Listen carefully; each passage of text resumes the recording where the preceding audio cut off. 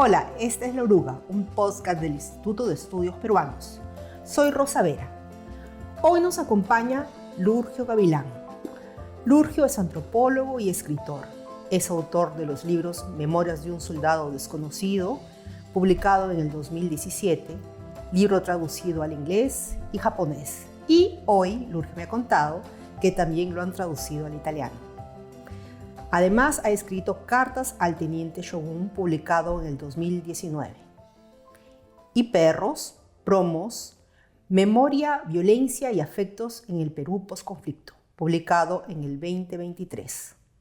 Escrito junto a Helke Boesten. En la actualidad es profesor de la Universidad Nacional San Cristóbal de Huamanga, en Ayacucho. Un punto de partida para esta conversación será tu último libro. Bueno, Lurgio, espero estés bien. Luego de mucho tiempo nos hemos encontrado. En realidad es un gusto tenerte. Yo he leído el libro con mucha avidez porque Helke y tú recogen testimonios valiosísimos de miembros del ejército que pertenecen a la tropa, ¿no? Que es el último escalafón dentro de la jerarquía castrense. Esos testimonios nos muestran que dentro del ejército peruano también son visibles esas brechas sociales, raciales, educativas, ¿no? Etcétera, que podemos también observar en nuestra sociedad, ¿no? Los miembros de la tropa son hombres que proceden de hogares que a su vez están también fracturados, en donde la pobreza es un componente central.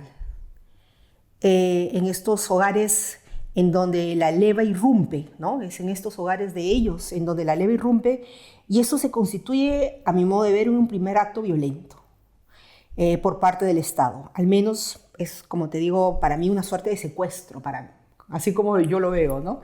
Sin embargo, en algunos hogares esa violencia está muy presente, ¿no? Y la leva lo único que hace es trasladar esa violencia de los hogares a los cuarteles. Y es aquí donde yo deseo plantear mi primera pregunta, ¿no? Algunos de tus entrevistados dicen algo así como: allí se acabaron los derechos humanos, o pierdes los derechos cuando llegas al cuartel, te masacran. Pero, ¿qué tanto estos jóvenes vivían ya en un ambiente de violencia, Lurgio, tanto física como estructural? Muchas gracias, Rosa. Qué bueno que estar aquí en el ambiente. Y me trae mucha nostalgia también, de Oda también. Y que aquí empezó también nuestra la forma de ver, escribir también con Carlos Iván de Gregory. En este último libro, sí, con Helke Boesten hemos trabajado los jóvenes que nunca habíamos pensado, nunca, no está bueno. La CBR recogió, por supuesto, recogió estos testimonios, pero no necesariamente a los más de abajo, los reclutas, los jóvenes.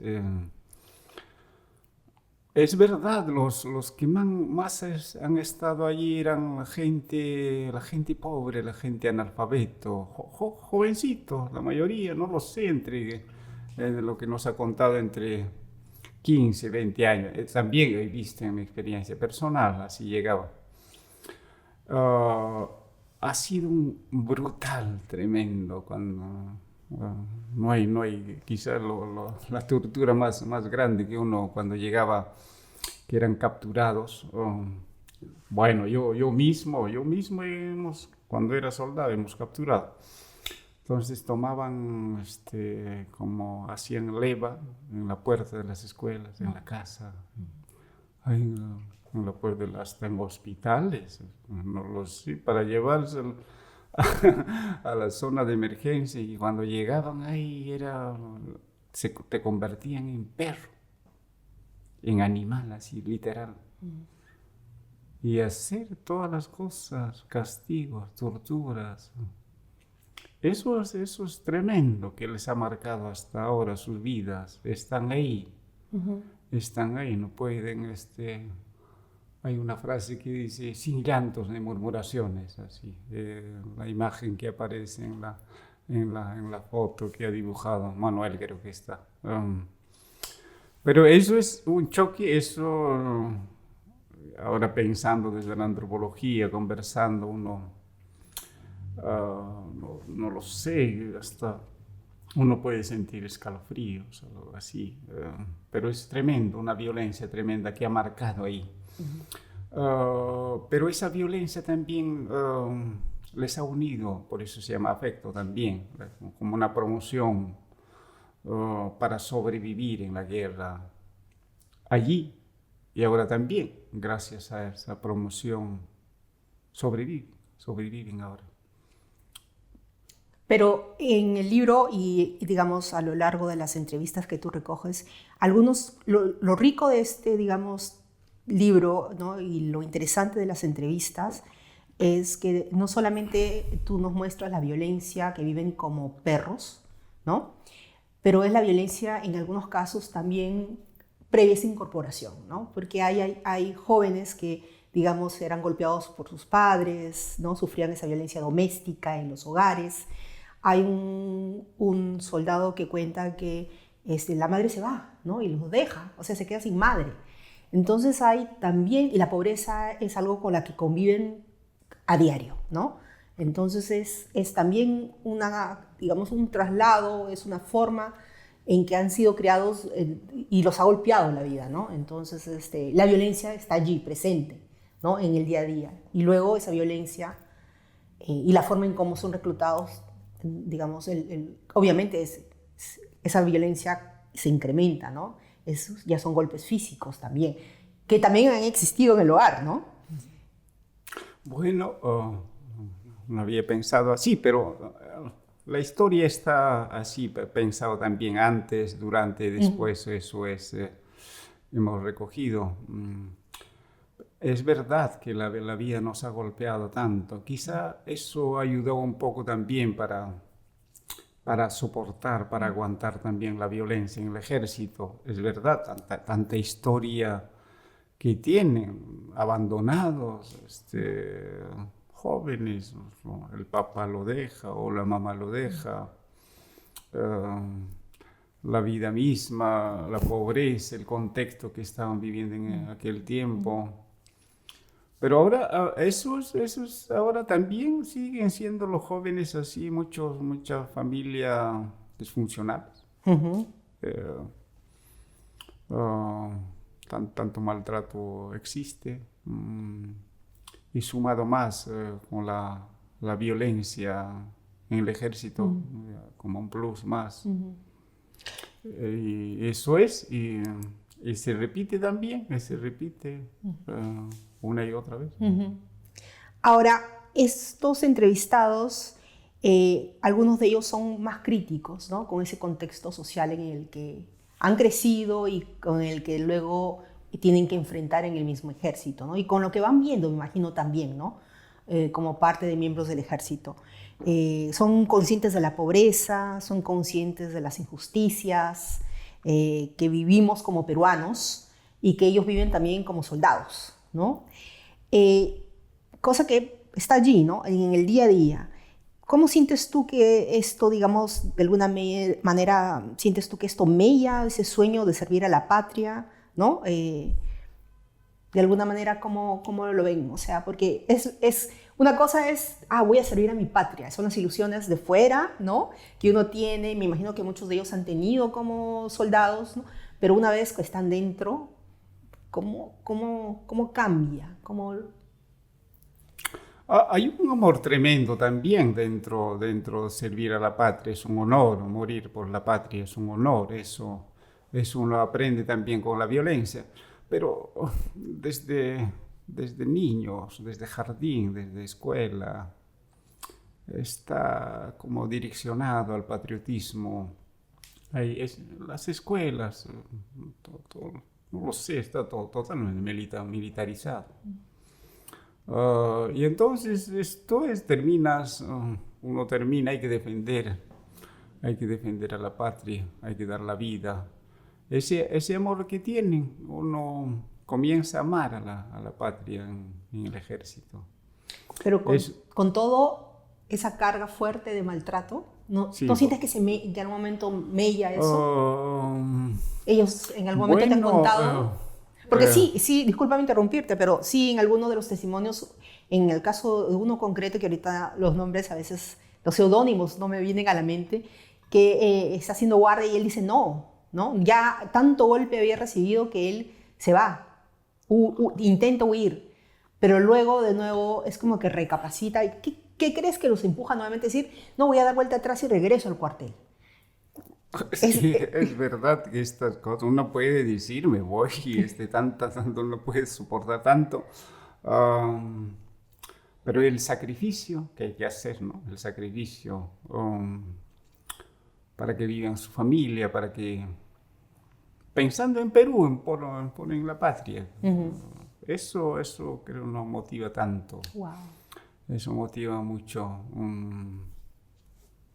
Eso creo que soportan tanto. Esto pasa y quedan como ejemplos, como buenos padres, como buenos soldados.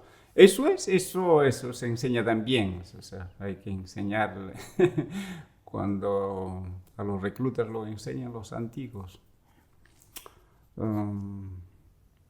Que ustedes van a pasar la historia, que van a ser ejemplos. Hay que defender de los corruptos, de los políticos, del terrorismo. Uh-huh, uh-huh. Entonces empiezan a amar, entonces toman como... Hay que hacer un sacrificio por el Perú. Wow. Sí. Y es interesante lo que dices porque ahorita me has traído a la memoria tu otro libro, ¿no? Que son Las Memorias de un Soldado, y en donde un poco tú también cuentas un poco cómo ha sido tu trayectoria de vida, ¿no? Y obviamente creo que para quienes han leído el libro saben que tú fuiste reclutado de niño por Sendero, ¿no? Pero allí también hay una vamos a hacer algo por la patria, vamos a hacer un discurso de por la patria, por el país, para cambiar la situación de los menos favorecidos, ¿no? También hay un discurso que de alguna manera, ¿no? Y es muy probable que digan, ¿cómo vas a compararlo con el ejército? Pero se encaja, ¿no? Roza con un poco ese discurso patriótico, ¿no? De que es por la patria, por las injusticias, ¿no? Y en el otro lado también es por las injusticias y es por cambiar el Perú, ¿no? Sí, algo parecido es, ¿no? Sí, por la justicia, el hacer el bien. O sea, sí, eso era el discurso en Sendero Luminoso también. Creo que eso también les daba fuerza de tantas atrocidades que se ha cometido también. Eso le da sentido. Si no, no sería posible entenderlo. Sí, hay una sed de justicia tremenda en estas poblaciones. Es de muy larga data también, no es del año 80 ni de los años 70. Yo creo que trae desde mucho más antes. Y entonces también está ahí, no lo sé, algún momento es como...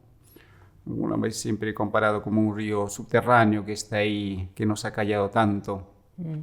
Y alguna vez sale estos odios, rencores, memorias. Y uno no soporta también tanto como los exsoldados también hay momentos. ¿Por qué tengo que estar ahí? ¿Por qué estoy ahí? Así se preguntan en la casa. Por tanto, 2 años de mi juventud he dado. Y nada, ni siquiera le han dado un diploma de honor, bueno. Y están ahí en la calle sin asistencia de un médico, de un psicólogo, sin nada, tratando de aprender a la vida, como dice Carlos Iván de Gregory. Eso nos ha dejado. Entonces eso le da también rabia, cólera, que lo tienen ahora, ¿no? Uh-huh. Es difícil hablarlo, no se puede hablar estos temas, pues no se puede hablar. Claro, varios de tus entrevistados están con un nombre de guerra cambiado, ¿no? Porque son de alguna manera anónimos, ¿no? En términos de que no se conoce la identidad de ellos acá, ¿no? Porque no es fácil hablar de lo que han hablado. Sí, no es fácil, pero también necesitamos conocer esos nombres que tantos jóvenes, miles de jóvenes, bueno, yo no voy a decir tantos millones porque voy a tener problemas. Pero tantos jóvenes, miles de jóvenes, cientos de jóvenes, yo creo que necesitamos conocer sus nombres, que tienen familias, tienen familia, tienen hijos. Pero se transmite esto, ahí, no sé si hemos incorporado ahí, pero a veces cuando han salido del ejército era militarizado la vida ahí, en la familia. A veces tomaban, entonces, a ver, fórmense, sus hijos, sus señoras, así se comporta en el ejército. Entonces reproduce, desaprender es difícil. Uno cuando aprende con violencia, es difícil desaprender, cuesta mucho. Seguramente yo también soy militar y actúo así, porque con el tiempo, con los horarios, es se maneja, otra manera se maneja el tiempo allá en los Andes, con otras lógicas culturales. Pero en el ejército, un minuto es un minuto. Entonces, esas cosas chocan en la familia, por ejemplo, ¿no? No está la comida, no estás a la hora. Entonces trae muchos conflictos. La forma de voz, las jergas que se utilizan, siguen utilizando. Hay un barrio que vive en Huamanga. Entonces, eso, conversando con la familia, choca mucho. O también cuando hablo con mi esposa, bueno, no entiende, ¿no? No quiere entender, pero porque tiene que ver con lo que hemos pasado. Totalmente. Es un modo de vida adquirido, ¿no? Y entonces es un modo de vida, es que hemos aprendido en la violencia. No es una forma de enseñar, como dice Patricia Ames, con cariño. No lo es. Cuando aprendes con violencia, es otra manera, ¿no? Es distinto. Es como que te pongan, antes ponían una marca a los animales. Mi papá lo ponía así, para su nombre, para con caliente, lo calientas y lo pones al cuerpo. Y entonces eso no se borra, eso es un tatuaje. Eso es, una palabra que te pongan al igual como un fierro caliente. Y entonces está ahí. Y entonces, ¿cómo borrar ese tatuaje que hay en el cuerpo? No se puede hacer. Entonces, hay que convivirlo. Necesitamos escucharlo.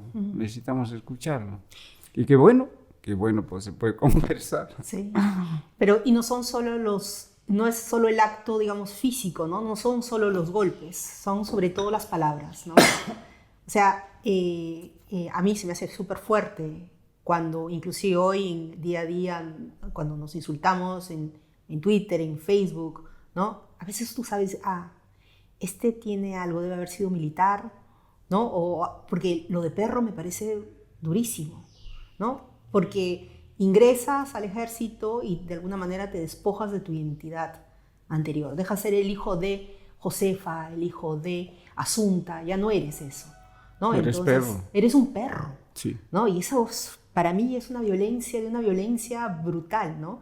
Entonces la palabra en sí es muy dura, ¿no? Sí, es muy duro, y el animal perro tiene otra connotación. No es nada, o sea, no eres nadie, absolutamente nada. Y entonces hay que obedecer de todo. Como eres animal, no piensa. Uno no es animal, no piensa, no dice nada, no reclama. Cuando le das patada tampoco. Es verdad que no solamente es físico, es otro lenguaje, es tremendo. Es tremendo. Y te queda ahí, te queda ahí palabras muy gruesas que se dicen en el ejército. Y así es, uno cuando entra, lo más interesante es, te convierte en perro ahí y pasas 3 meses, 4 meses de perro y después pasas a otro. Pero uno va esperando y llega otros Sí. perros. Yeah. No, otros perros no, otros jóvenes que se convierten Perros. en perros. Sí.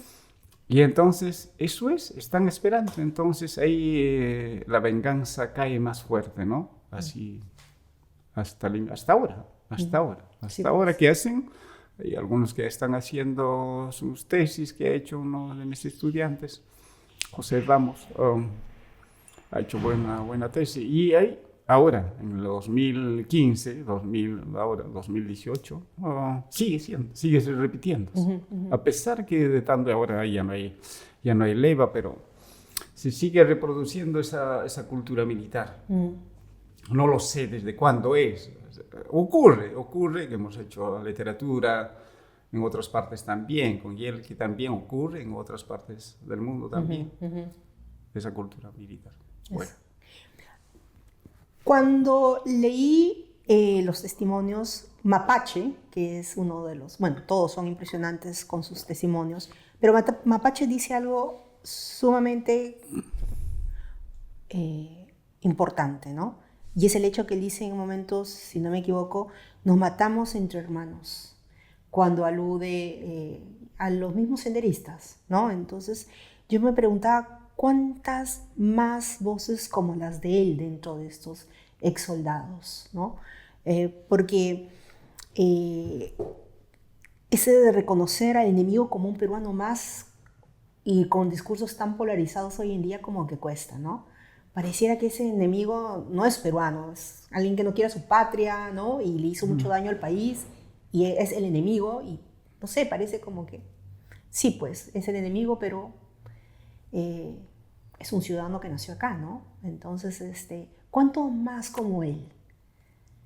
Con los tantos que has conversado. Yo creo que cientos, cuando ¿no? Conversamos con pocos, no hay tantos que quieren hablar también, pero hay tantos que quieren conversar como ellos. Mira, un poco para contextualizar, hasta cuando el ejército entró, todos los ayacuchanos éramos terrucos, ¿no? Ningún joven, casi ningún joven ha servido al ejército, los ayacuchanos, era prohibido. Entonces, a partir de los 90, pero antes también los jóvenes, los que llegaban, por ejemplo, de San Isidro, también levaban, pero ellos llegaban al cuartel, ya llamaban al general, su comandante, entonces de una semana pueden salir, pero los que no salían eran los gente de Chimbote, de Huaraz, toda esta parte, gente pobre, gente analfabeta. Ellos no han salido. Pero después cuando comenzaron a reclutar a los ayacuchanos, porque faltaban jóvenes, porque también se manejó otro tipo de estrategia. Y entonces, por una parte, ayudó tanto. Y antes eran ronderos, antes también eran de sendero, yo también, sendero, así, y ahora son militares. Eso creo que ayuda a pensar un poco también, sendero no es alguien que viene desde afuera, sendero también es nosotros mismos, que estamos ahí. Pues así, porque han visto, el sendero ha sido sus tíos, sus familiares, sus amigos, no han estado en otra parte, al mismo tiempo, o sea, al mismo tiempo que están, que como ser soldado o victimario, unas veces es victimario, otras veces víctima. Entonces, ida y vuelta, eso ha sido muy más complejo. Claro, claro. Justamente te lo decía porque te invité a escuchar la historia del militar, que también está dentro de las digamos, testimonios que nosotros estamos reuniendo en La Oruga. Y el militar, en un momento, cuando está hablando de su formación, él dice, ¿no? Nos decían que el enemigo era un bárbaro, que te arrancaba los dedos, te maltrataba, te torturaba, ¿no? Era, o sea, era un monstruo prácticamente, ¿no? De la forma en cómo, digamos, de alguna manera lo están adiestrando a él en la escuela militar, ¿no? Y hablando de este enemigo, ¿no? Entonces, sí, pues el enemigo es cruel, pero si no me equivoco, Mapache es el que dice, sí, pero era un peruano más y nosotros también fuimos crueles, ¿no? La crueldad de uno a veces era compensada con la crueldad del otro. Sí, tantos. Sí, reconocer, yo creo que es un primer paso también para entender lo que nos ha ocurrido, lo que nos ha pasado entre nosotros, entre paisanos, entre peruanos, entre ayacuchanos. Nosotros mismos hemos producido esto. Es como una familia, el hijo sale. Entonces, si el hijo es sendero, es mi familia, y hay que hablarlo, hay que reconocer, hay que empezar por reconocer que aquí cosa ha pasado, en qué he fallado como padre, o sea, en qué he fallado como político, en qué he fallado como Estado, como escuela, como profesor, como académico, qué estoy haciendo. Eso creo que nos ayuda a pensar un poco sus historias, lo que cuentan también ellos. Y tienen una capacidad enorme de agencia, no lo sé, para hacer sus vidas ellos pueden hacer, pueden... Muchas cosas hacen, pensar como estas cosas, cuestionarse, pero la marca está ahí, ¿no? La marca está ahí. Ahora, como Caín marcado. Sí, como Caín marcado. Pero ahora una consulta, porque ahora que estás hablando digamos, de la familia, hay uno de ellos que menciona somos una familia y si un hijo se desvía del camino, ¿no? Hay un poco de también, como tú dices, ¿qué hice mal, no? ¿Cómo fallé? Y cómo fallamos como sociedad, cómo fallamos como políticos, ¿no? Entonces los invitas a pensar en eso, ¿no? No solamente en tildar a ese hijo de que hay que eliminarlo, ¿no? Somos nosotros los que empujamos a ese hijo, o de alguna manera ese hijo cuestionarnos de por qué tomó esa decisión, también es importante, ¿no? Y nos permite quizá a nosotros en reflexionar más seriamente un poco a dónde estamos fallando como sí, eso sociedad. Creo que necesitamos. ¿En qué he fallado como padre? ¿En qué he fallado? Pero ¿escuchamos algo de nuestros políticos? No. Ay, todo es así, yo hago muy bien. Y nos falta escuchar al otro, nos falta escuchar a ese hijo que se ha ido, que ese hijo a sendero. Ahora, y en el podcast del militar y en lo que, digamos, podemos leer de los testimonios, ese enemigo es sendero, ¿no? Ese enemigo es cruel, ese enemigo es bárbaro, ese enemigo es peruano, como lo dice Mapache. Ellos, con todo el maltrato que sufren, la tortura, los golpes, a lo largo de la formación, ¿nunca vieron al enemigo dentro del cuartel? No, el enemigo, no, como no lo vieron, pero... O sea, nunca vieron a ese militar que de alguna manera estaba a cargo de ese batallón, ¿no? Y ese militar malo que de alguna manera les roba su rancho, no les paga, ¿no? Los chantajea de alguna manera, que hace un montón de cosas que no debe hacer. ¿Nunca lo ven a él como enemigo?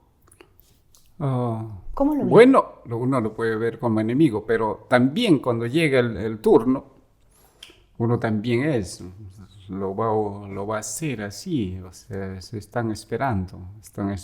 A mí me han maltratado, a ver, no lo sé, dicen, me han maltratado ahí todo un día, sin atado, algo así. Y entonces están diciendo, me va a llegar el turno, y le va a llegar el turno. Cuando le maltrataban con un fierro ahí para limpiar el baquetón. El baquetón, es un fierro tremendo, es un fierro. Con eso le daban hasta que se vuelva rojo, hasta que se puede llorar. Pero él también soporta estas cosas porque lo va a hacer igual. Y quizá ahí en lo que cuenta el ex soldado esas violaciones que lo cometieron, por eso estaba en la cárcel. Quizá por eso ocurrió. Me hicieron a mí también. Yo tengo que pagármelo. Eso creo que un poco le ayuda también para no odiar al otro que te está haciendo daño, ¿no? Que te está haciendo daño, porque me va a llegar también el turno. Algo así como la gente pobre que sufre. Bueno, sufre, aguanta a tu esposo que te pegue, porque te espera 3 casas en el cielo. Serás feliz todos los días, algo así. Entonces, es tremendo. Hay mujeres que soportan tanto. ¿Por qué tienes 5 hijos? No, porque Dios quiso así, porque el cielo me espera. No hay nada de esto. Pero eso yo creo que ha ayudado mucho también para no odiar sí, hay odio, por supuesto, pero un poco para menguar el odio hacia el superior, ¿no? La lealtad. Porque te lo vas a cobrar. Wow. Pero una lógica un poco perversa, ¿no? Y es tremendamente perverso. Es una cultura militar que no está escrito, se practica. No, nada de eso está escrito. No está documentado, nada de estas cosas. Es una cultura militar.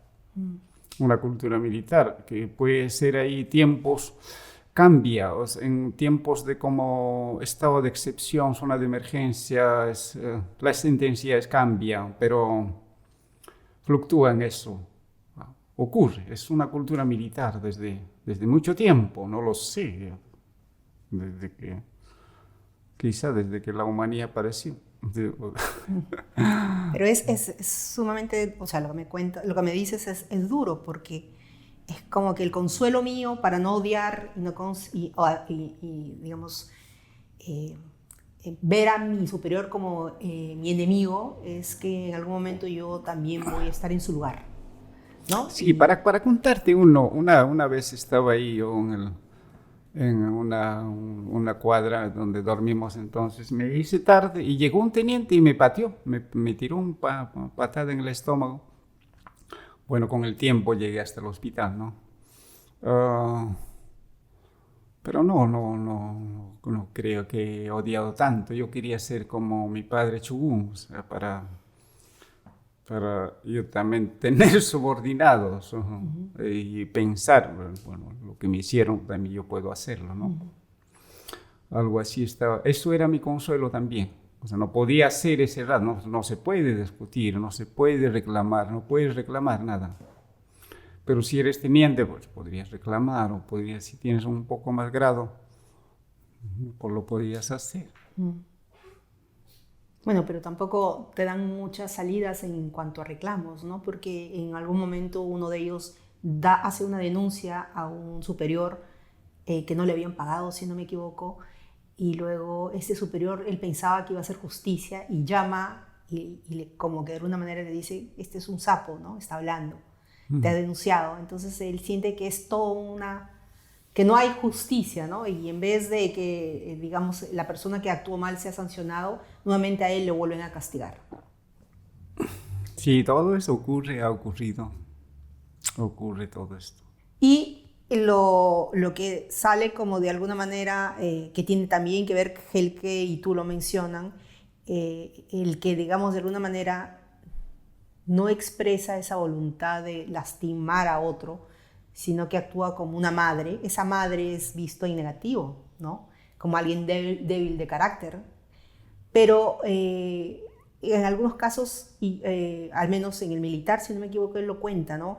A veces era como que me tocó un soldado, que es una madre, que era de una persona que de alguna manera se preocupaba por nosotros, ¿no? Y en algunos casos nos enseñaba a leer, porque algunos de ellos no terminaron el colegio, ¿no? Iban sin saber leer, porque esa era la leva, ¿no? Se llevaba a todos. Y como tú dices, a los más pobres golpeaba, ¿no? Y este soldado se encargaba de ayudarlos a que aprendan a leer, por lo menos, ¿no? Sí. Eso está hecho, o sea, Shogun no te mató. sí, no me mató. El ejército tampoco, no es totalmente nocivo. Hay muchas cosas, si piensa hacer, es que quieren, no están pensando el ejército también maltratar o así, o sea, no maltratarlo, algo así, pero más bien están pensando el ejército como una institución también, cómo educar a los jóvenes, cómo prepararlo para que pueda defender. Hay muchos jóvenes que han ingresado analfabetos, se han educado. A mí me han educado, me educó el ejército. Y a otros jóvenes también les educaron, como que viven agradecidos. Gracias al ejército soy disciplinado, gracias al ejército puedo hacer muchas cosas. Eso dicen, eso nos ha contado también. Y entonces no todo es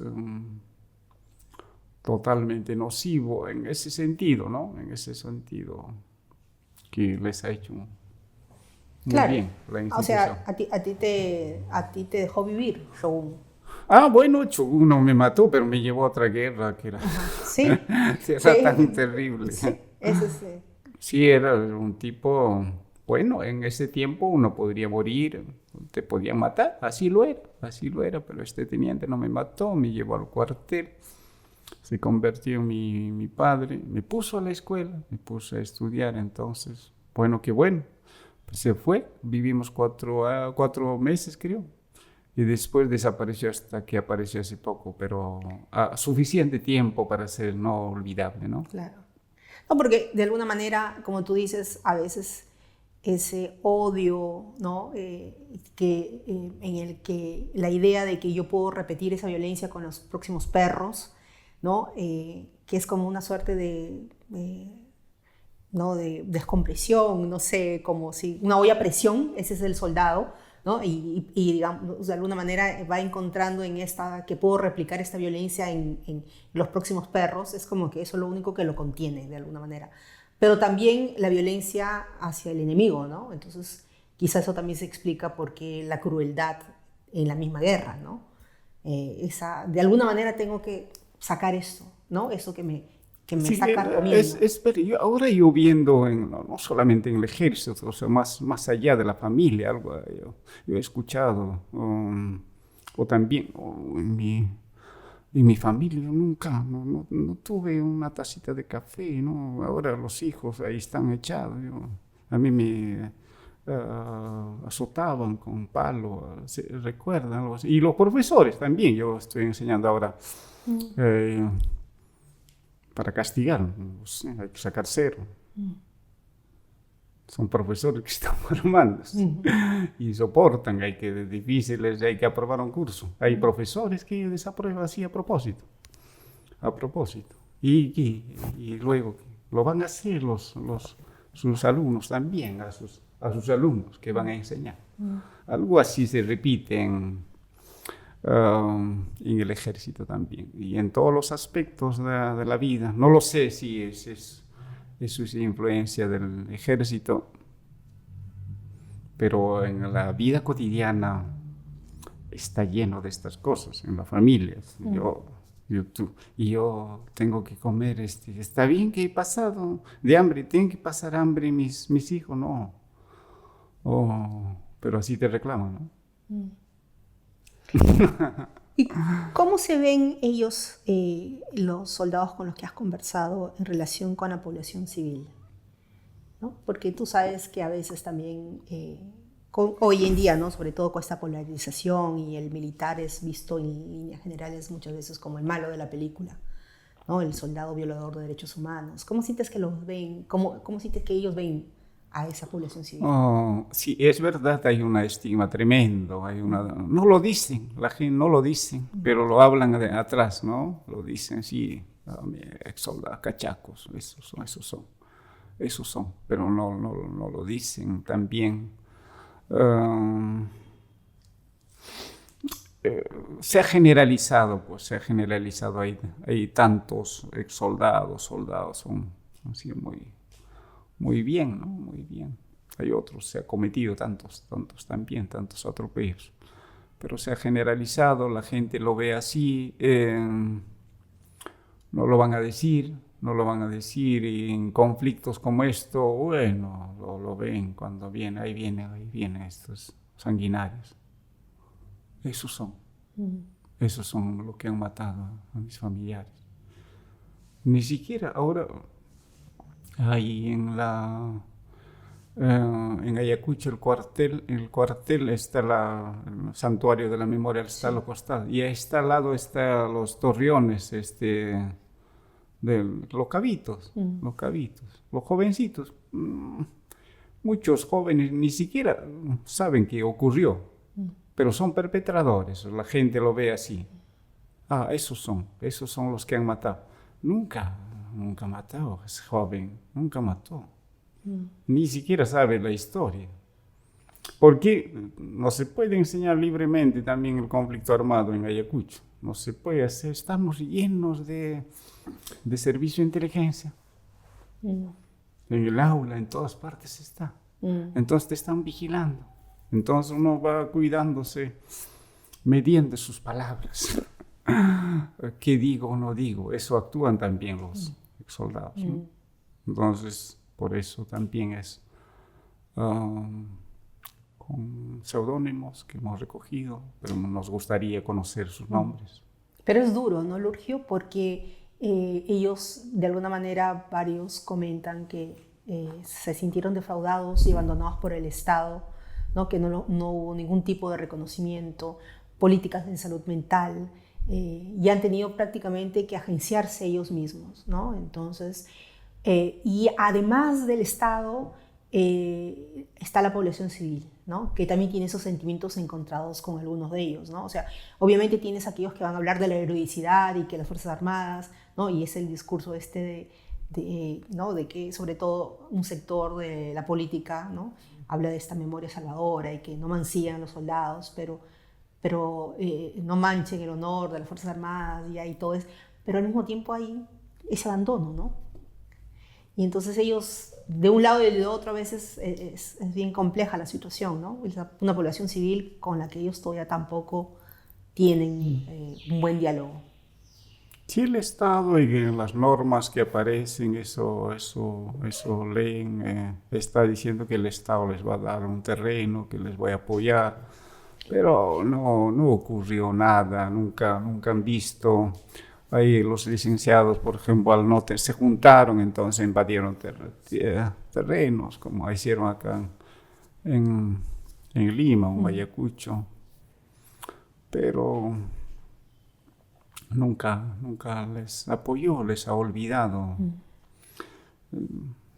Es civil se convierten, ¿no? Mientras uno está militar está bien, pero cuando están civiles como cualquier cosa, son civiles y hagan sus vidas.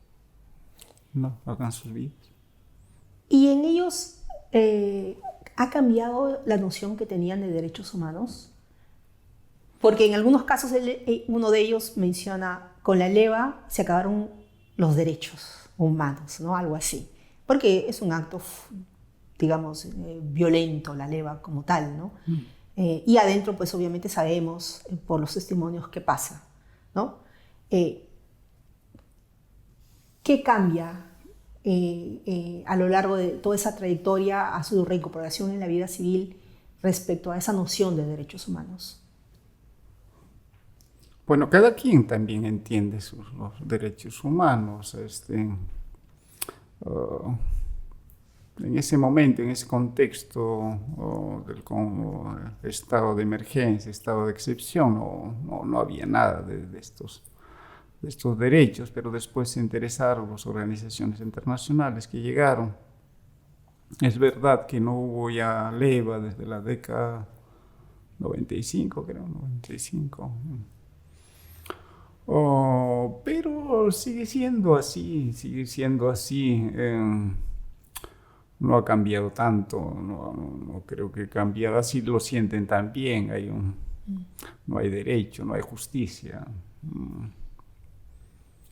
solamente ahí puede aparecer que constituciones, leyes, pero no se practica.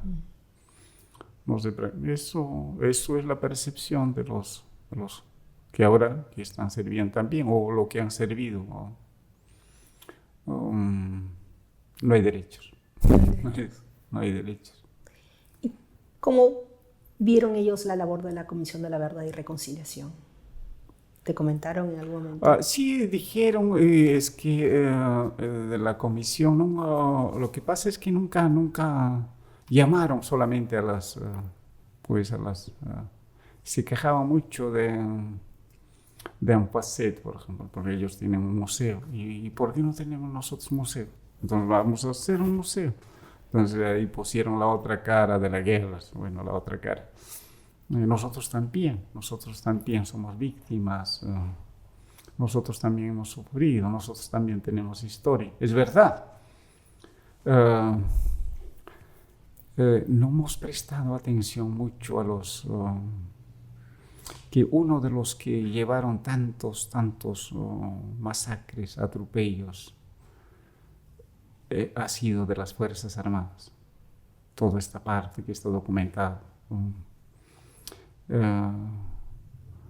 Que se ha documentado. Y entonces, bueno, y ahora lo que están haciendo en investigaciones, como Ponciano del Pino, que ha hecho ahora último, la CBR, no lo sé, 54%, es el causado por el Sendero Luminoso. Pero ¿quién es Sendero Luminoso? ¿Quién es? Pariente, el tío, el vecino, eso ellos son. Pero la institución, el que tenía arma es el ejército. Y como ha presentado Ponciano del Pino, Sendero ha sido precario, muy pobre, poquísimos. Y entonces el ejército ha tenido tantos armamentos, y todo lo que han encontrado, por ejemplo, la mayoría, el 80%, no sé, de las fosas que han exhumado, es causado por el ejército. Y necesitamos prestar atención a esto, por qué ocurrió estas cosas, aunque nos duela, ¿no?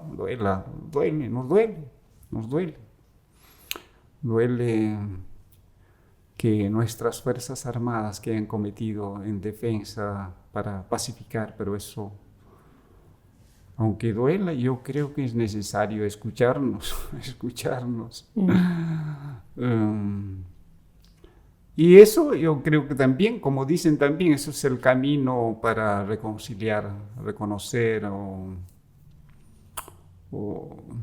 ver por qué se ha cometido tantas cosas, ¿no? ¿Por qué se cometió?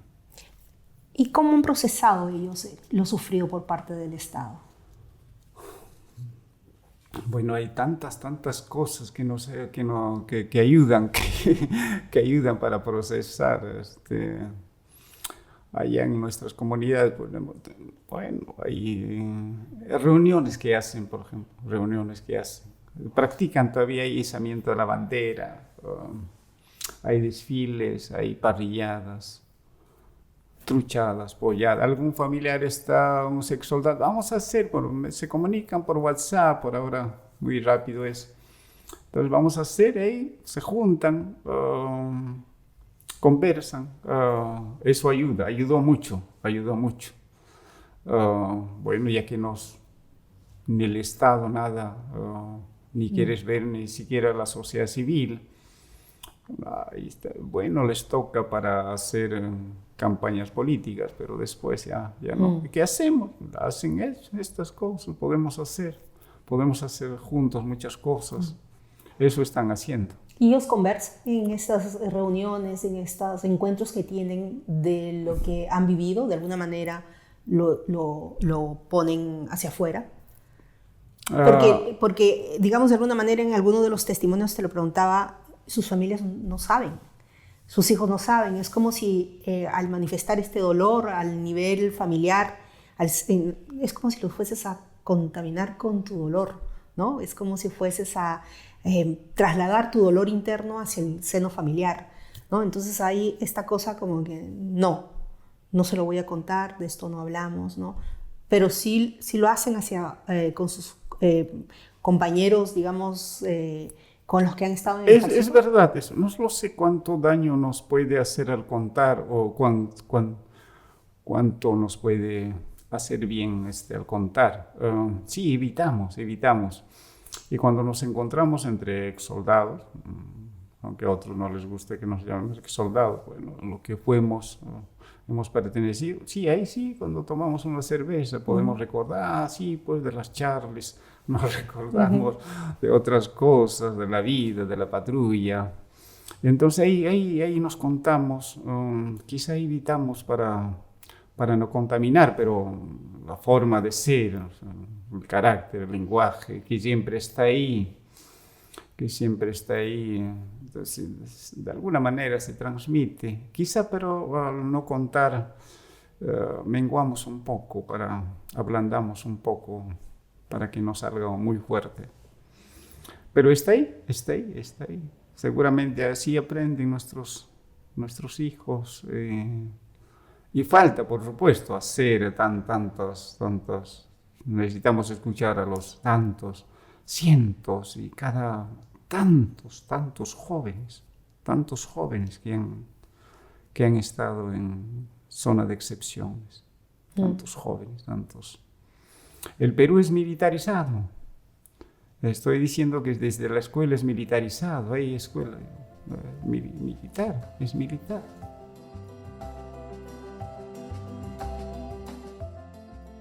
Estás escuchando La Oruga, un podcast para pensar el presente desde nuestras memorias.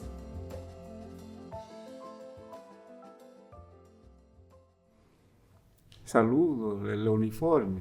¿Por qué hay que uniformar a los estudiantes? Así es, igual, yo veo tan parecido. El palo que llevan es arma, las insignias, un militar, la forma en columna cubrirse, descanso, atención, eso se hace en el ejército, y eso lo repetimos en la escuela. Si en la escuela aprendemos esto, entonces reproducimos también en la familia. Es una militarización de la vida.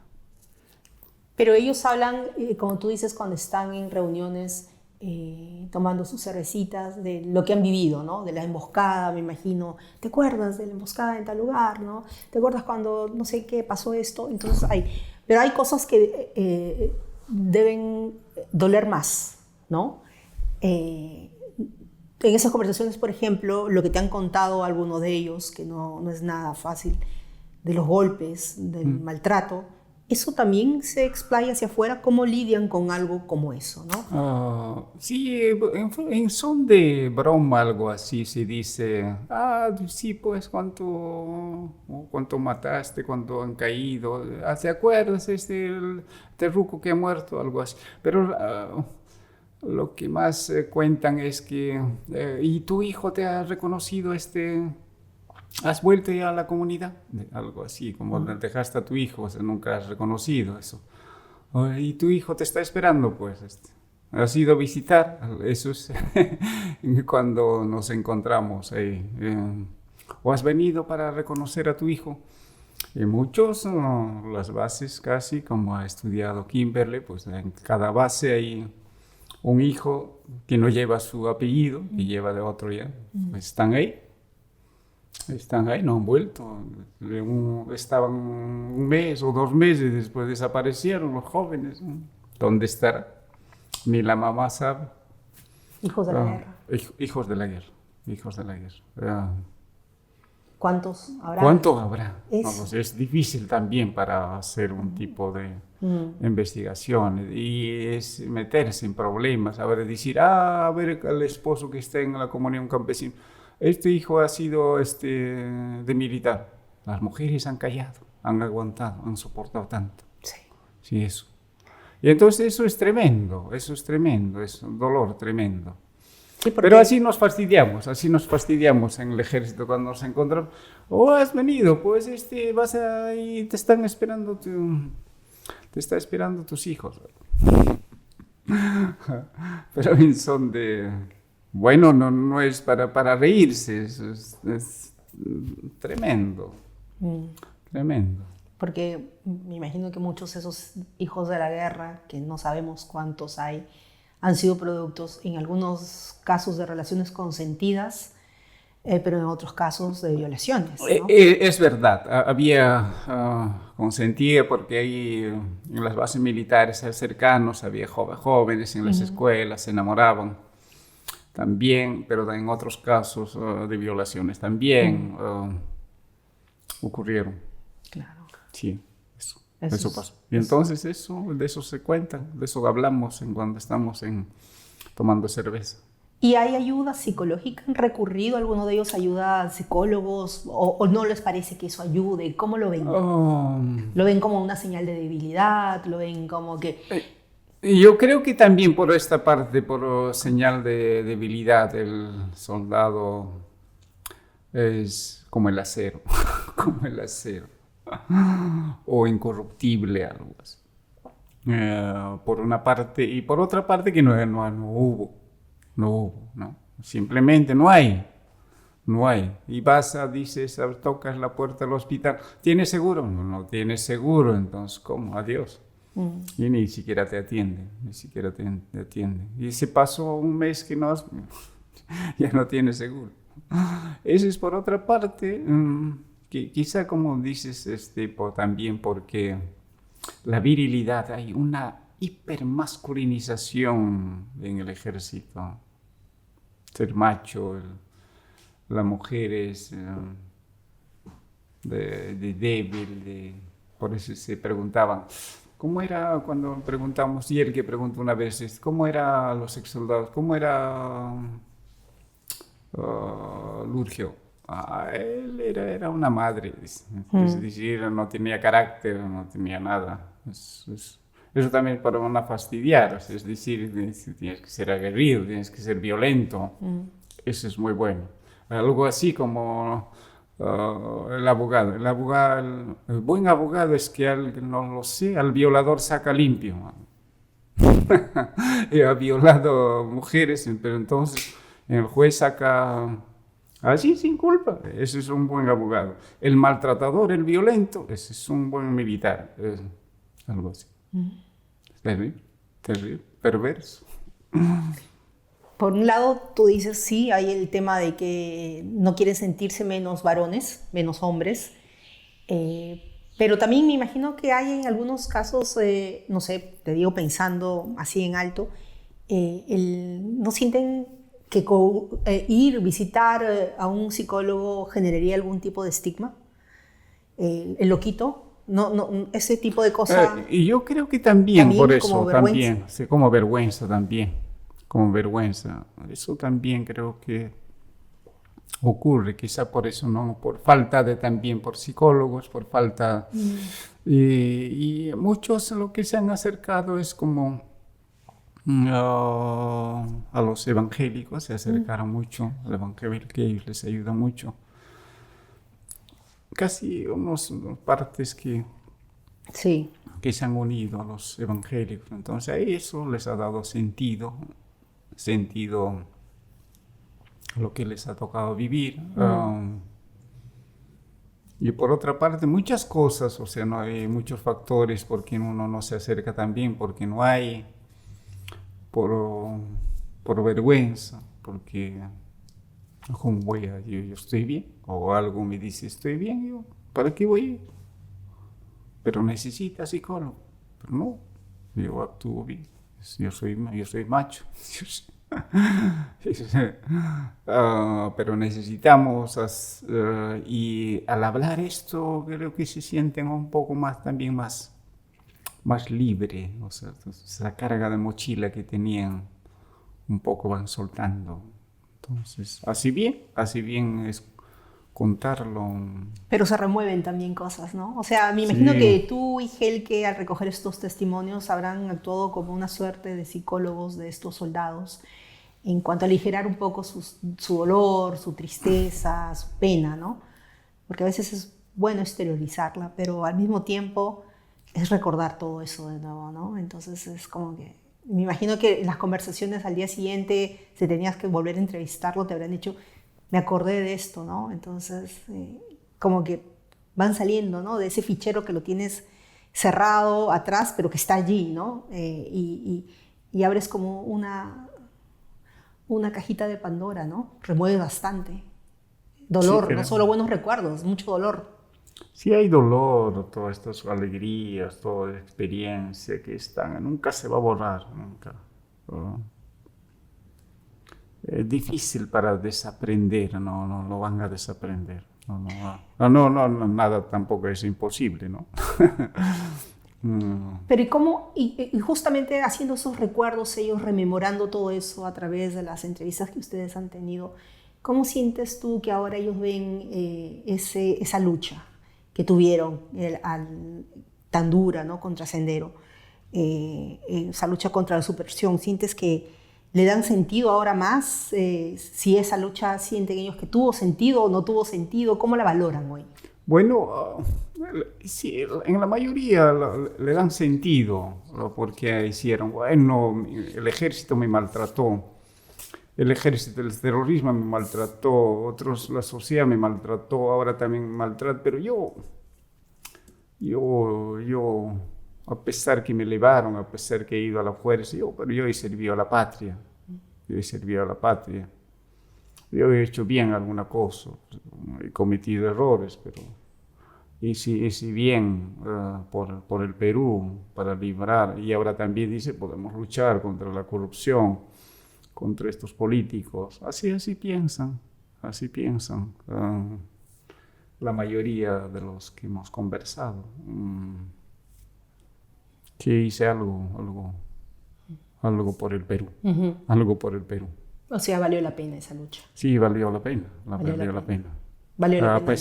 pesar que fueron maltratados, todas las cosas, bueno, que ellos pasaron, que ya no están además, pero esa cosa positiva lo dejan por el Perú. Wow. Por el Perú pesa más la bandera, pesa más el uniforme, el himno que cantan. Sí, eso lo tienen muy presente y por eso lo practican también, es que no solamente lo dicen, ahí izan la bandera los domingos, lo izan la bandera, se visten de militares, se desfilan, entonces eso lo hacen, es que no solamente es palabras, y está bueno que el Perú, la paz, no, lo practican, se reúnen, hablan. ¿Les da sentido a su vida de cierta manera? Por supuesto que da sentido, o sea, han buscado una manera, darle sentido a pesar del dolor, a pesar del abandono que le han dado sentido. Han direccionado una forma de construir, una forma de dar sentido a lo vivido, a la experiencia, les ha tocado vivir. Pero es interesante porque en algunos casos, en dos de tus entrevistados, ellos, es como si no supieran vivir en el mundo civil de nuevo, ¿no? Entonces uno se quiere ir a la guerra del Cenepa, ¿no? Es como si el sentido o su identidad cobra sentido en la guerra, nada más, ¿no? Entonces y el otro se va con los antagonistas, ¿no? Entonces, no, yo tengo que hacer algo, ¿no? Entonces, más allá de las motivaciones, ¿no? En un caso tiene que ver con una guerra limítrofe y en otro caso tiene que ver con una revuelta por el pueblo, ¿no? Pero es como que si no soy parte de eso, es como que no sé vivir en un mundo civil, sin las armas, ¿no? ¿No te da la impresión? Discúlpame si estoy divagando, pero... No, hasta está bien, son contextos que aparecen. Cuando aparece un desastre, cuando aparece corrupción, cuando aparecen estas cosas, el militar debe salirse, para eso nos ha preparado. Tengo que salvar, tengo que defender. Entonces hay tanta corrupción, tanta lacra en la sociedad peruana, entonces ahí alguien aparece como Antauro, entonces vamos, yo tengo que estar ahí, pues, yo soy soldado, yo para eso me formaron. Porque soy soldado, tengo que defender. Eso es, el CENEPA también. Seguramente aparecen otras cosas, no lo sé qué tipo. Y van a aparecer los soldados. Hay una cosa que hemos dicho, estamos listos.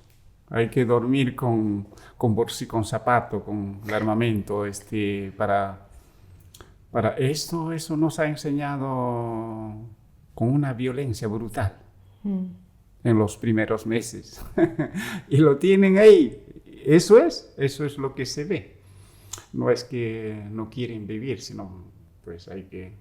Si aparece nos declara un país guerra, pues tenemos que ir, porque es mi deber.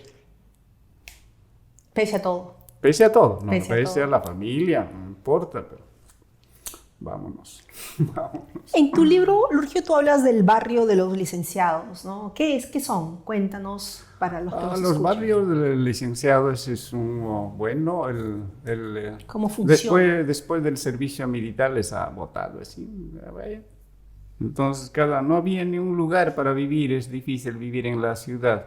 Llegaron donde sus papás, pero cuando se consiguieron, bueno, sus esposas, sus familias, entonces no se puede vivir. Entonces por eso han invadido un lugar donde vivir. Todos se juntaron, un día lo invadieron, construyeron, ahora han levantado una ciudad tremendo.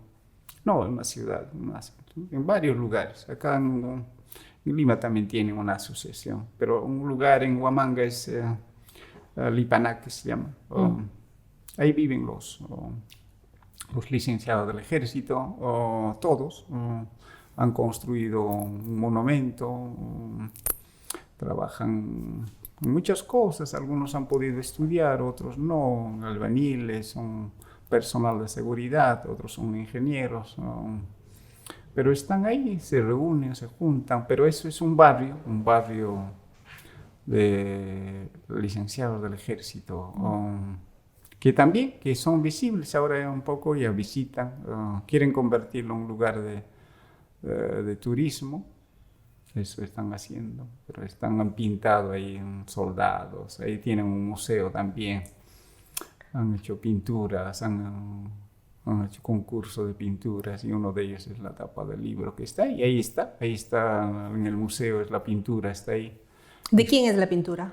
Está ahí, el crédito está en la contratapa, creo, ahí por ahí. Ahora. Abajo, en la contratapa debe estar aquí. A ver, aquí. vale, aquí soy. Aquí debe estar ahí. Ya. Es imagen, diseño de portada, Manuel Escriba Torres. Sí, eso es lo que han dibujado. Wow. Sí, eso está para exhibición, que hemos presentado también en el LUM, los cuadros. Sí, lo vi. Entonces eso están haciendo los licenciados del ejército en Huamanga. ¿Y están escribiendo sus historias como el soldado, como el soldado Lurgio? Bueno, me contaron muchos. No es fácil escribirlo. Sí, exacto. No es fácil escribirlo. Pero es terapéutico también. Sí, ¿no? es que una vez hemos hecho concurso de escritura, entonces han escrito sus historias. Y uno de ellos está incorporado aquí, Sí. lo que escribió. Entonces, está ahí. Están haciendo tantas cosas. ¿Es el que tiene como título ¿Comes mierda, cagas frazada? Sí, eso. Sí, es tremenda historia. Sí. ¿Y cuántas historias? Hemos entrevistado, creo que más de 40 entrevistados. Pero entonces lo tomamos como cualquiera, algo así. Nos gustaría quizá hacer otras más, pero cada historia es tremendo. Y otros hay tantas historias que no se ha escuchado, camina invisibilizado, o tantas historias que están ahí, sí, pues. Y viven con nosotros. Totalmente. Ahora, dime, porque cuando tú hablas allí es como que no se reconocen, hay cosas que no son necesarios decirlas, hay como un vínculo de hermandad en muchos de ellos, ¿no? Por haber sido parte del ejército, por haber servido en esa época tan dura, ¿no? Pero ¿cómo se va creando ese vínculo, Lurgio? En medio de tanto dolor, en medio de tanto castigo físico, ¿no? Tan duro, ¿cómo se crean esos afectos? Bueno, eso es importante como por eso se llama promos de promoción. Lo que pasa es que se ha construido así en la violencia, es decir, todos los castigos eran grupales. Por ejemplo, si un compañero se durmió, entonces no solamente castigaban al que se durmió, sino toda la promoción. Entonces hay que actuar en grupo, hay que actuar en promoción, todos son uno. El que no sabe marchar, el castigo no solamente es para él. No sabe marchar, todos el castigo. Entonces se tejió así, como un grupo, como una promoción. Ahí sí, desde el primer momento, desde el perro, hasta los perros del 90, así, perros 91, así. Eso es fuerte, eso es tremendo. No es como... Pero se coció en carne. En carne. Se coció en carne. Sí, casi, Y es un afecto... Es afecto tremendo. Entonces, cuando alguien se falla, no va a castigar solo a él. No lo va a castigar, lo va a castigar a todos. Entonces, unos con otros van ayudándose. Y esa práctica lo están haciendo ahora también afuera. Porque alguien dice, está enfermo, entonces todos vamos a colaborar. Toda la promoción. Otras promoción también se suman, ¿no? Pero la promoción es eso.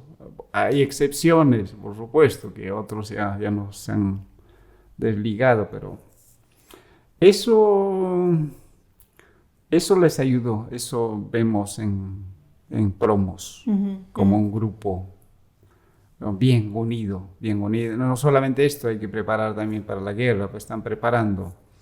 Hay que salvar, si uno está herido su promoción, hay que cargarlo, no lo van a dejar. Eso es preparación para la guerra, para sobrevivir. Son afectos que se construyen en medio del dolor. En dolor, en violencia. Ahí se encuentran. Sí, ahí se encuentran. Y eso ha quedado para siempre. Ha cementado duro. Ha cementado duro. Yo me acuerdo, sí, de hueso, todos se acuerdan. Si preguntaras de su promoción, se acuerdan. Se acuerdan de su promoción. ¿Cuántos son? Pues 70, 80, todos se acuerdan. Se acuerdan de su promoción. Bueno. Y Lurgio, el hecho de, y ahora que mencionabas de la violencia, ¿no? Y de la violencia física y de lo que tenían que actuar, la palabra perro, ¿cómo la ven hoy en día algunos de ellos? O sea, obviamente son exsoldados, ¿no? Y han tenido un rango dentro de su batallón, pero ya no son perros, ¿no? Y perro sigue siendo algo que incomoda, una palabra que duele o ya no. No duele, más bien que es como...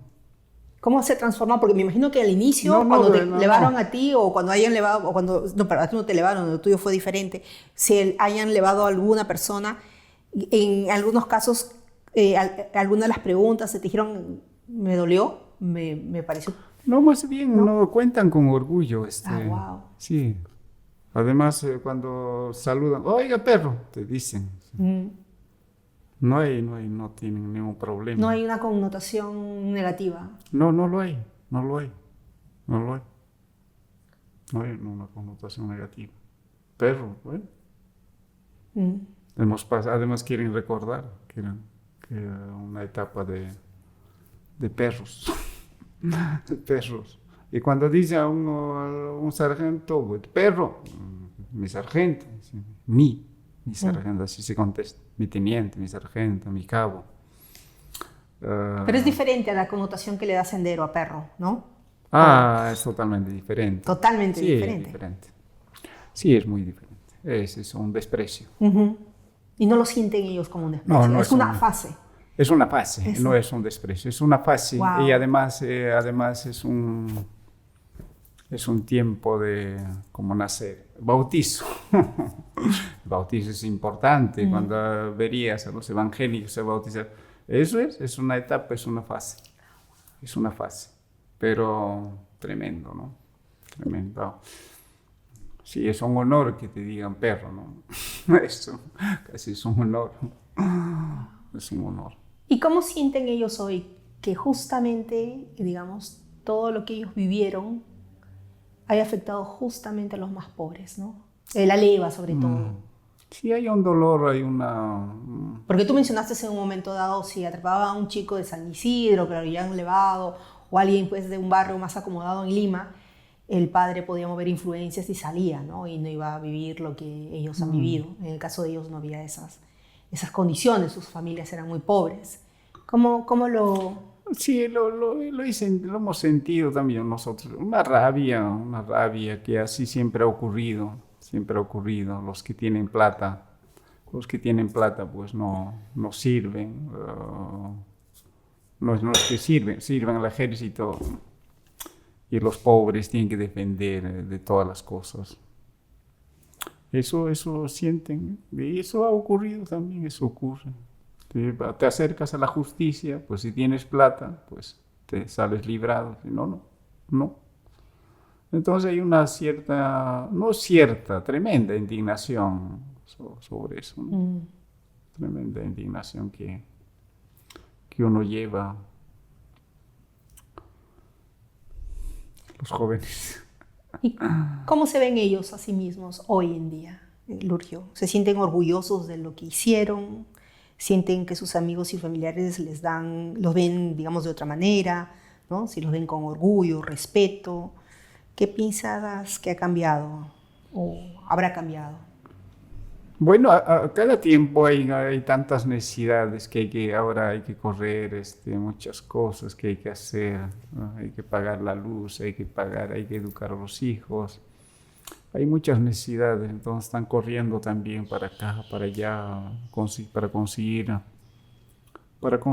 el ingreso, la plata, para educar a sus hijos. En eso están preocupados también. Pero ahorita que mencionas eso de los hijos y que en realidad están preocupados en sobrevivir y en vivir, vivir y sobrevivir en algunos casos, en algún momento eres uno de ellos el que dice, a mí no me gustaría que mi hijo fuera militar.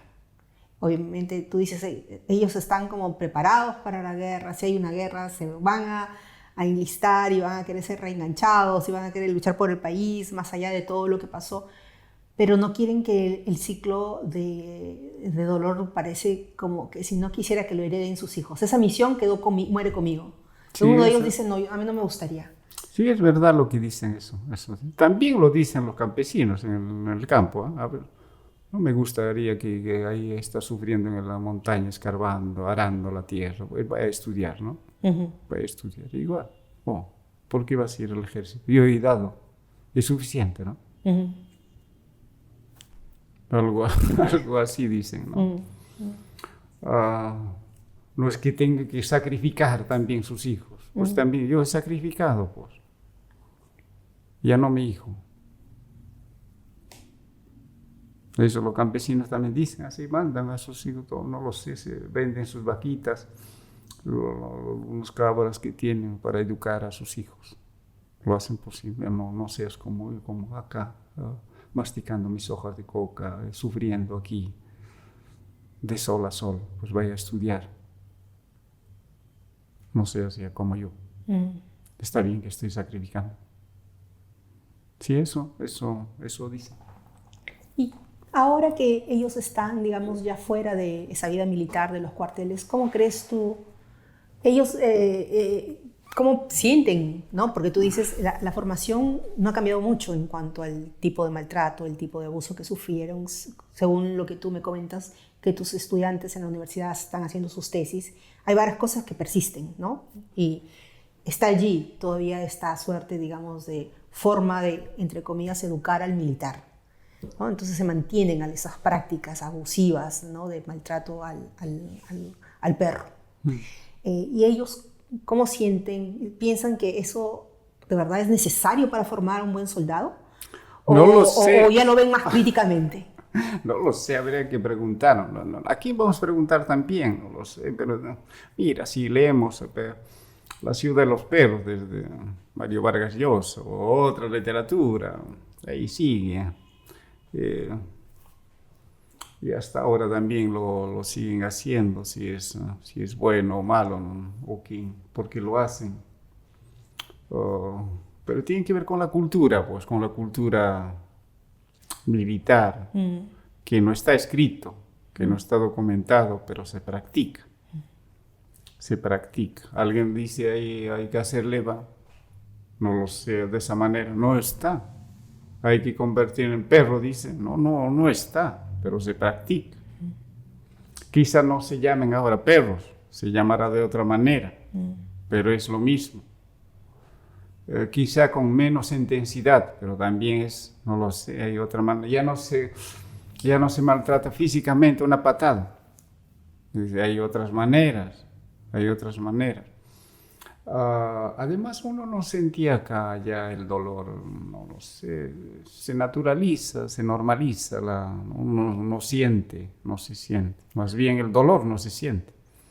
Porque para la guerra pues, hay que gritar, te tiran una patada, está bueno, ya desaparece el miedo, por ejemplo.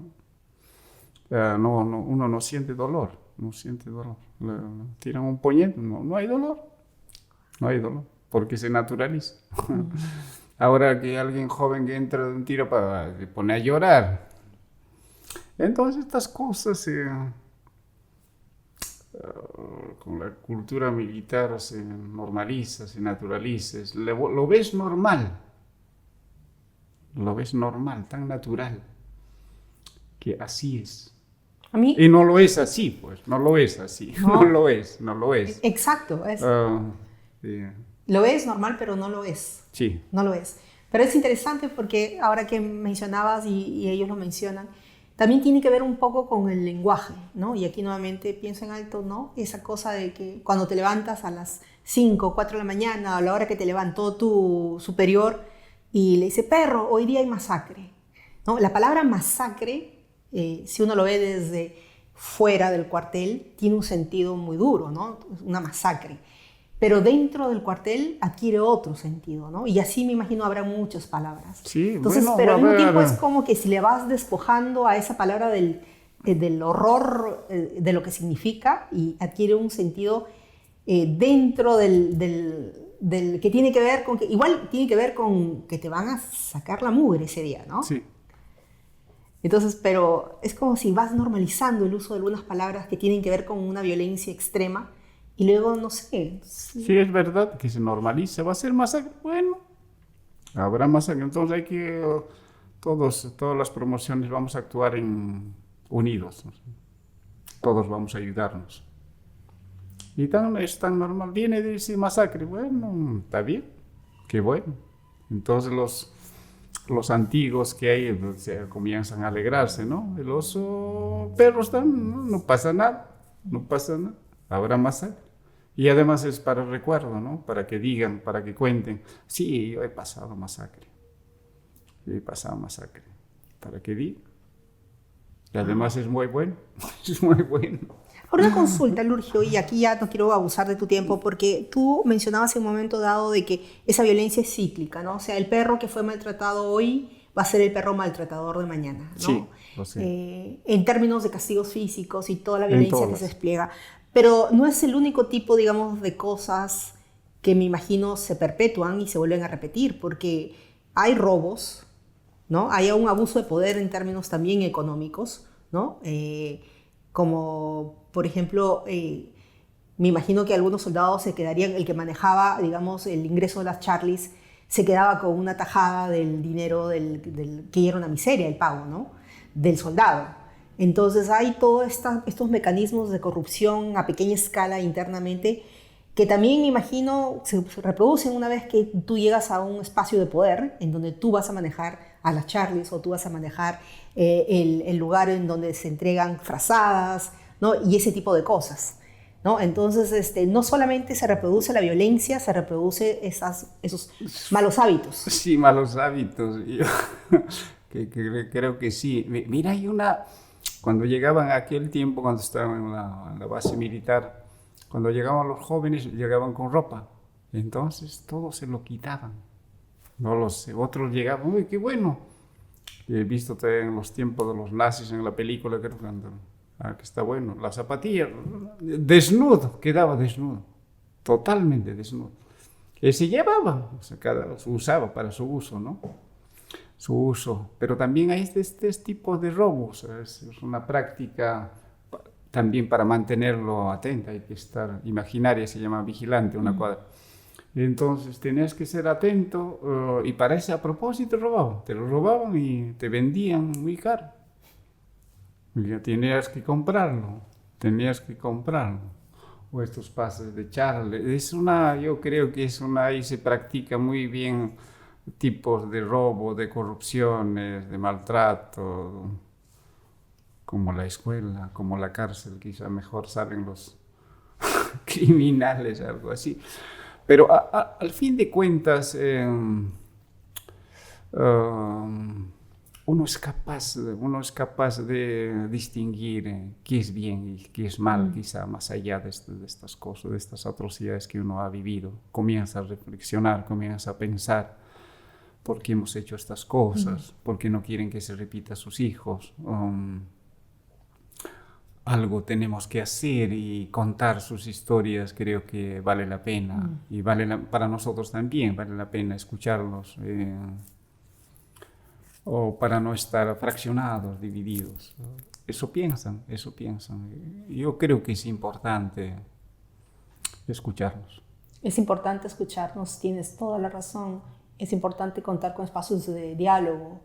Es importante vernos a todos como peruanos más allá de lo que ha pasado en este país, ¿no? O sea, el senderista era un peruano, no era un extranjero.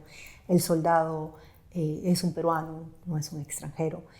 Entonces, como lo dice Mapache, porque Apache es otro, sí. Mapache es que nos matamos entre hermanos. Es duro reconocerlo, pero nos matamos entre hermanos, ciertamente, ¿no? Sí, es duro reconocer, pero yo creo que hay que decirlo, ¿no? Hay que aceptarlo. Sí.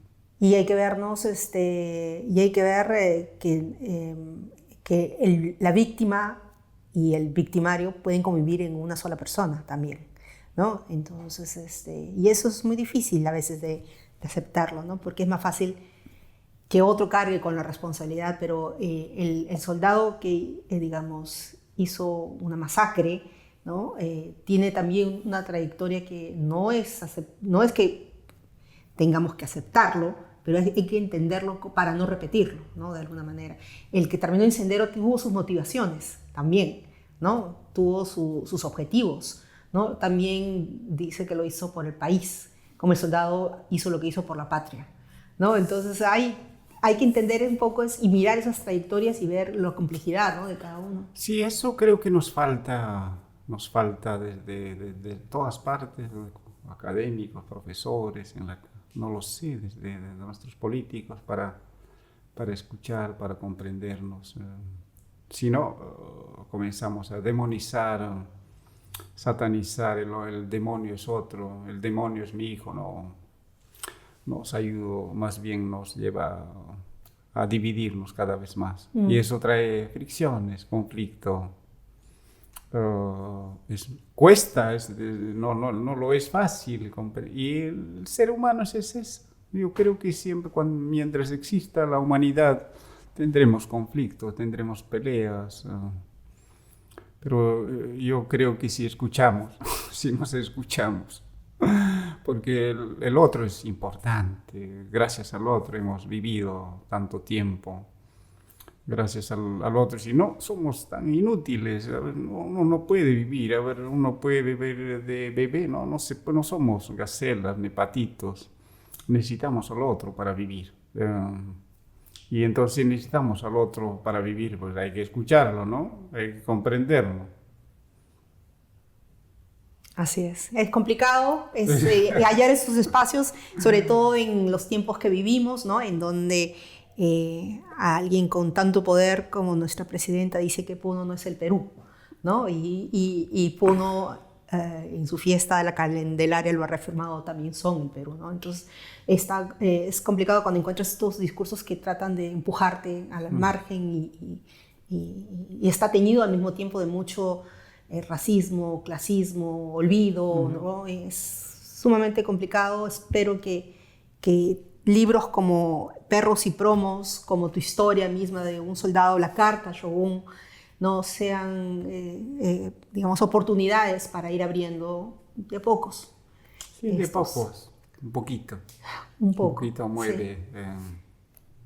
puede ayudar en alguna medida. A mí me parece sumamente importante. Hago un publicherry al Instituto de Estudios Peruanos, quien ha editado, ha sacado este libro, ¿no?, de Helke Boinstein y Lurgio Gavilán, Perros y Promos. Es un libro duro de leer, muy, muy duro, pero muy importante, ¿no?, para todos, porque aun cuando están sin nombres verdaderos y están con seudónimos todos, que dice mucho el hecho de que estén con seudónimos, porque es justamente la falta, digamos, de espacios, lo duro que ellos tienen las cosas duras que ellos tienen que contar, pero esa incapacidad que todavía tenemos de dialogar entre peruanos, ¿no? Entonces, y de señalar, creo que quizá es por la falta de justicia en el país, que siempre queremos encontrar los culpables de todo, ¿no?, y señalar con nombres y apellidos, y que quizá antes es bueno esto, ¿no?, de escucharnos primero, ¿no?, antes de ir señalando. Sabemos que es importante y que a veces lamentablemente la justicia no llega como debe llegar, ¿no? Pero el diálogo es importante, ¿no? Y este libro nos hace reflexionar y nos hace mirar a estos peruanos, ¿no?, que son estos soldados que han estado formando parte de la tropa y han sufrido todo lo que han sufrido, ¿no?, y que siguen sufriendo, ¿no? Ese es el gran problema, ¿no? Sí, es el gran problema. Sí, pues. Gracias, Rosa. Gracias a ti, Lurgio. Gracias a Carlos Iván. Me da mucha nostalgia estar aquí. Sí, no, yo también te veo y he pensado en él muchísimo, ¿no? Sí. Como te comentaba de tu libro, sobre todo la de tus memorias, que Carlos Iván me prestó tu libro cuando tú lo trajiste acá y lo leí ávidamente una noche, porque son historias que creo que deben ser contadas, ¿no? Y es interesante saber que hay concursos, hay soldados queriendo decir y contar lo que han pasado, ¿no? Y que se encuentran hoy en día caminando por este país abandonados, en muchos casos desatendidos, con promesas incumplidas, ¿no? Creo que hay mucho por hacer, ¿no? Sí, y tu libro ayuda, es parte. Sí, también para reconocer a mis compatriotas, con promociones también, para agradecer también. Yo estoy adeudado también del ejército.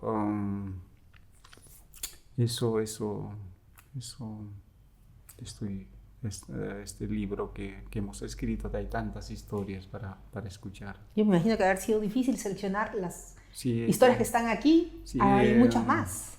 Sí, es difícil. No hemos seleccionado esto no. Yo creo que todas las historias tienen. Y entonces, más bien hemos dicho esto pues se puede trabajar también próximos. También otros pueden trabajar, como Carla Granados, que está trabajando muy bien. Yo me alegro tremendamente. Sí, a Carla la vamos a tener con una de nuestras conversas, a Eduardo Toche también. Qué bueno. Pero yo me alegro que nos ha ayudado también a mirar de otra manera. Son investigaciones importantes. Que cada vez que si viene otro, qué bueno que mis estudiantes, otros pueden hacer investigaciones. Investigaciones. Bueno, Lurgio, gracias una vez más. Muchas gracias, Rosa.